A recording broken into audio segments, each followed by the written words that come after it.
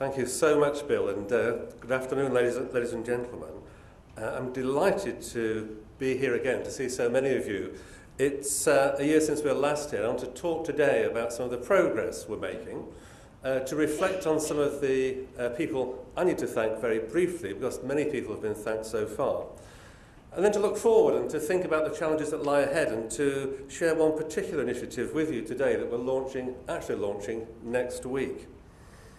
One of the beauties, one of the benefits of a day like today, I think, is that we can be inspired by some of the speakers. I think, listening, we've heard some fabulous speeches this morning, and I think it was John Hastie who used the term, he said he wanted to inspire people through the Life Worth Living film, and he certainly did, and other speakers, in my view, have as well, both Dave Gale, Kerman Philippa, plus the directors. You've been very good today. You've been in listening mode all morning, and this afternoon after lunch you're into the workshops, I hope, and with more time to speak to each other and network together and share experiences. So what I would say is, if you do have questions or points to raise or comments, do raise them with me or with Bill or with directors, with other trustees or staff members. Please do feel that you can ask any questions or raise any points or draw things to our attention. That's really important to us.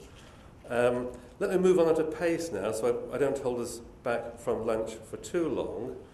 My thanks are similar to those you've heard, to our wonderful supporters and volunteers, those branches, groups and trailblazers. And I noted Kerm's point, that not everybody wishes to go to a formal branch these days.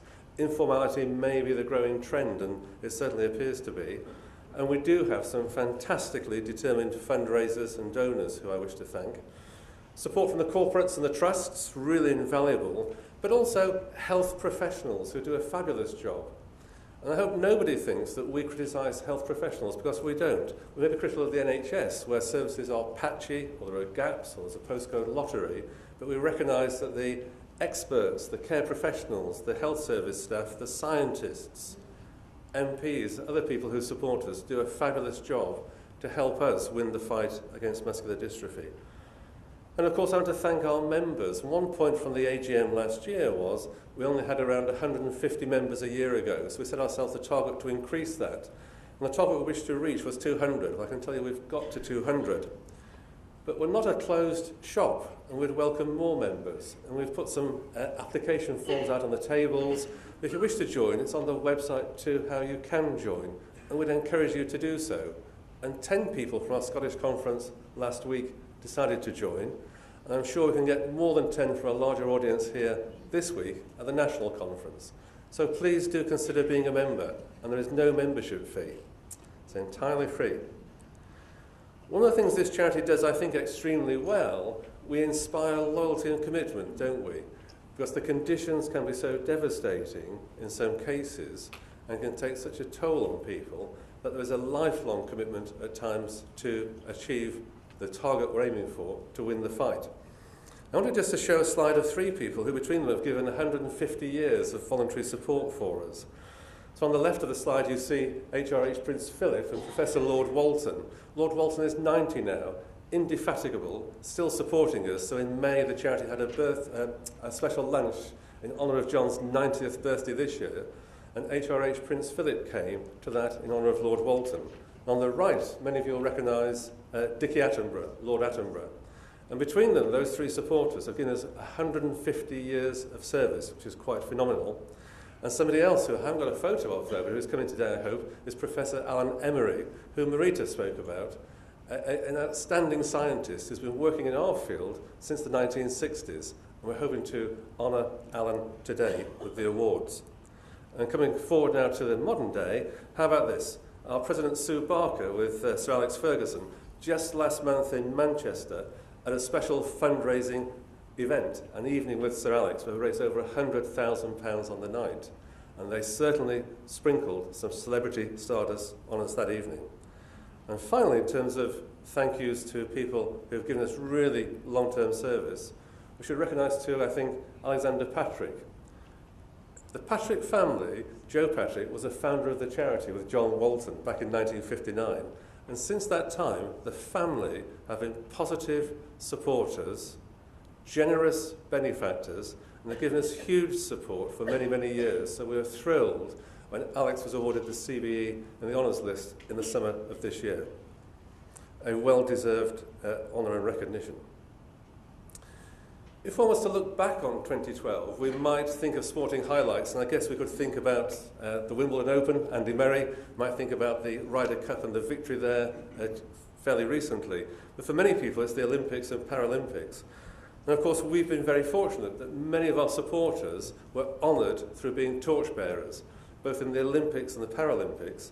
And I know one of our torchbearers, Laura, has brought her torch today. We may get the chance to hold it or even look at it during one of the workshops this afternoon.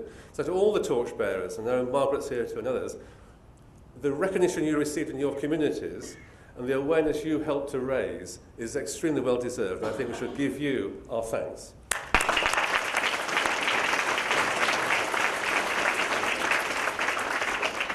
And of course, in the Paralympics, we had people competing who are themselves living with a form of muscular dystrophy. And the fabulous Hind brothers, with Ollie winning 3 medals, gold, silver and bronze, and Sam winning a bronze medal, they're from Mansfield. They're local to where we are today. And we congratulate them on their achievements. In the boccia events, Stephen and Peter Maguire from Scotland, and Scott McCowan from Scotland, and his brother Jamie, who just missed out this year, and Jacob Thomas. So again, doing a fantastic job as outstanding athletes in the Paralympics. And what I want to do now is just to say a very brief word about the NMC, the Neuromuscular Centre. The Neuromuscular Centre, as I say here, is a centre of excellence. It offers specialist physiotherapy and skills training, and it's now become an independent partner charity from the 1st of April. And many of you will know that there was a time when the NMC had some financial difficulties, and we stepped forward to support the NMC at that time. And they've done a fabulous job since then, led by Matthew in recent years, and they've been extremely successful in what they're doing. So we are delighted that their huge amount of hard work and effort to establish the NMC has been successful. And like a parent with a teenager, we're really proud and pleased to see them go off to become independent again, but to be good friends and still partners of the MDC moving forward. And again, you can hear more from Matthew in the workshop later this afternoon. I wanted now just to pause as Chief Executive and just take stock of where we are. The AGM that follows, we'll look at this in more detail. What I want to share with you is that I think we can say now with some confidence that the MDC, the charity, is in a stronger financial position than we have been. Now, these are difficult economic times, aren't they? We hear about the terrible problems affecting the economies across Europe and indeed other Western countries. And we have to battle through that in terms of fundraising. As you've heard, we received no government grants or funds. We've had to cope with the effects of 4 consecutive years of deficits, but we've turned that around. So through making savings and a strong focus on fundraising, we've now achieved a surplus in the last year of £445,000. What we need to do is to add to that. And so we are on track again this year to achieve another small financial surplus. And you'll see from the accounts that we've raised in the last full year, the whole MDC group has raised £6.3 million. And that's been through a huge amount of hard work by many people like yourselves as volunteers and supporters, supported by our staff. So from community-based and national events, from shops and stalls to buckets and bikes, that fundraising work goes forward. And the company partnerships and trusts, those donations and regular gifts also help us improve our financial position, but more important, help us drive forward the work we are here to do. And Rebecca touched on the vital importance of legacy gifts. And so I think the overall message is, I think everyone can play a part in helping us to raise funds to drive the work we need to do. And the most important piece of work, arguably, that we're looking at is research, isn't it? Winning the fight against muscular dystrophy. And we've heard this morning through Marita, we support research in many conditions, and whilst we're moving into a world of personalised medicine with individual treatments emerging, often science can learn and cross-fertilise ideas. So often it makes good sense to support research in the round rather than research for a particularly narrow piece of work. but we respect the right of each of you and our donors to restrict the funds and for us to use the funds how you wish. There's an argument for us to look at the research picture in the round as well as quite narrowly. And also we've heard today about the mitochondrial research and the HFVA consultation. Now, Echo Marita, please do look at that. It's on our website. If you can take part in the consultation and support our position, we'd be very grateful. As for families living with inherited mitochondrial myopathy, the consultation and the opportunity to fix the problem through this new technique is one that we should not miss. We also heard through Marita how we can attract additional funding on top of ours when we seed corn, when we seed the initial piece of work going forward. Whether it's 5.6 million at Newcastle or 2.5 million pounds investment for the Wellcome at Oxford, our relatively small investment at the start has enabled that work to go forward, which is really, really important. As you've heard too, we support a whole range of activities, not just a range of conditions, but young scientists, clinical research and training fellows, and the research infrastructure. And let me now talk about the new initiative we're about to launch. You've heard and you know about the clinical trials in Duchenne that are going forward. There is real hope in the early results from the exon skipping work. But we do need to have a degree of caution. What we will not do from the charity is raise false hopes. It would be irresponsible to do so. We are determined to make the next step and the step after that that's required on Marita's image of the winding road to an effective treatment. But to sort of put any suggestion that it's around the corner, it might happen next week, may well be completely misleading. We need more evidence. Hence we need to get the evidence while at the same time pushing on. And so what we will do next week, we're going to launch a new initiative to try and generate additional funds to take this technology forward to make faster progress. And you've heard that we only support high quality research. And we ensure it's high quality through the peer review process. And what is happening, a number of smaller Duchenne funds are being set up. And when you get a number of smaller funds being set up, there's a risk of fragmentation to the research effort. There's also a risk of duplication. The work might be duplicated. If people are putting Duchenne research funds into projects where it's not gone through a peer review process, there's not been a careful look at the whole field, there's a potential risk there. And so we are going to invite those smaller funds and the smaller Duchenne charities to work with us, to work more closely with us, to take part in a new initiative, our Duchenne Research Breakthrough Fund, and a way of being involved in helping to guide where the funding goes, a Duchenne Forum. So it's a new initiative. We'll launch it formally in a consultation meeting, a workshop next week, and we hope that will be a really positive initiative to draw this field back together, to make sure that scarce funds and scarce resources are well invested to get the best result. As you know, it's very hard to raise funds, but it can be easy to spend them, and they should be used really well and really sensibly. I'm going to move on to look at the progress we're making in healthcare. What I want to say is this, that I think the work that the charity has been leading, involving our members' supporters, you've heard from Nick, it's been really influential, and we've made a real difference, and we've grown clinical services. And that's not just about care and support. It's also required for the research to go forward.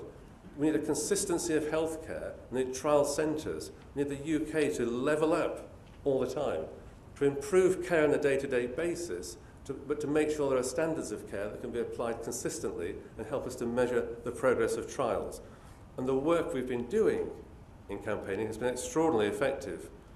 31 care advisors in post now, all NHS funded, the number increasing. Neuromuscular nurses, the number of those posts increasing, and specialist physios and OTs too. And there is a risk from NHS changes, but the campaigns team is dealing with that. We've met with the Director of Specialised Commissioning from the National Commissioning Board, a new post. We've met with NICE, we've met with the head of the Neuromuscular Services. And so we're trying to head off potential problems and put our marker down that says, these are rare and very rare conditions where specialist care and support is required. We may not be huge in numbers, we have every right to have good quality care and support, and we're not going away. We've made progress, we want to build on that and go forward. And we've got strong parliamentary support, not just at Westminster, but here in Northern Ireland with the McCollums and the McCollum Report and Michaela Hollywood, but in Scotland and Wales too. So we've got a really strong presence across the UK. And that's important because health is devolved. It doesn't all happen in England. These are devolved healthcare systems. And backing that up, we've got our powerful voice in the media too.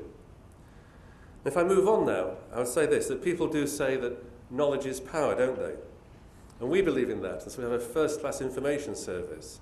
And that goes from the point of diagnosis all the way through along the care pathway. And we believe in what we call the expert patient, because people living with the conditions are the experts in the conditions. And how often are you telling the professional more about your condition than they can tell you in the early stages? And it's that two-way process. So we have the information service, the website and the online support. And we make wheelchair and equipment grants too, don't we, through the Joseph Patrick Trust. I'm delighted that David Jackson is here, the chair of the JPT panel. And we have an advocacy service too, raising hundreds of thousands of pounds now, with the first £1 million in sight. And what are we doing here? What is this all about? It's promoting rights and independence, isn't it? Trying to allow people to live a full and rich life. And we're trying to reach and engage with more people. So we're keen to build. We're a grassroots organisation. Our trustees are elected by you, the members. And we're keen to grow up from the bottom and to lead from the top. And that's what we're about. Now we're making an impact. Well, I think as Philippa referred to being at the awards last year for the Campaigning Charity of the Year award. This year we're shortlisted for 4 awards. Can you believe that? 4 awards, a charity of our size. 1 for John Walton, Outstanding Personal Achievement. 1 for the Trailblazers. 1 for the Advocacy Service. And 1 for fundraising. So a charity of our size, taking on all the bigger charities, now shortlisted for 4 awards. How good is that for us? So as we go forward, what we're going to do, we're going to build on our foundations, aren't we? We have got deep roots. We're here from 1959. We've got a clear view of where we're going, what we need to do. We're determined. And I think it's fair to say we are becoming a stronger and more effective charity.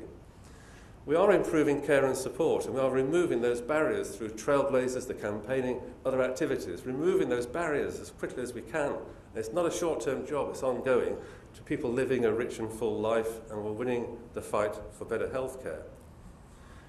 And perhaps for many of us, even more important, we're going to press on because we know we can realise the potential of research. The clinical trials are showing real promise, and we're now setting about removing the barriers to potential treatments.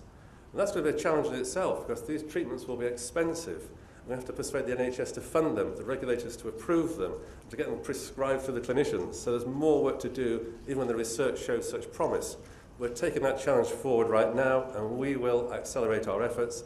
I hope you'll all support us and join us, because together I'm sure we can make it happen. Thank you very much.